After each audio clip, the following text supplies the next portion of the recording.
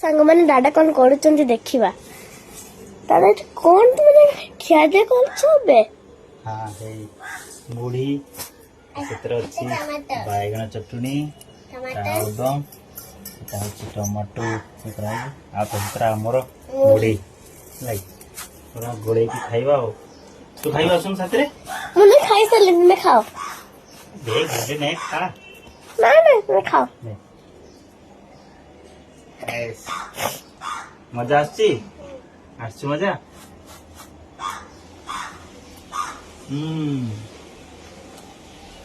ଭଲ ଅଛ ଲୋକ ନା ତମେ ଟିକେ ଏଗୁଡ଼ା ସବୁ ଦରକାର ହେଲା କି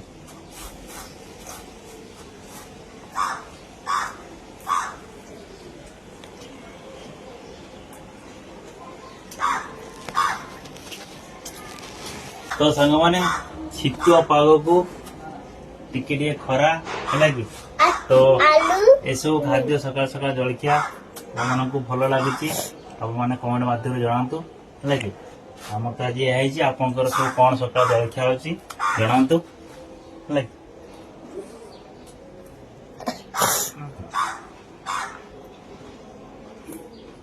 मस्त पूरा चंगा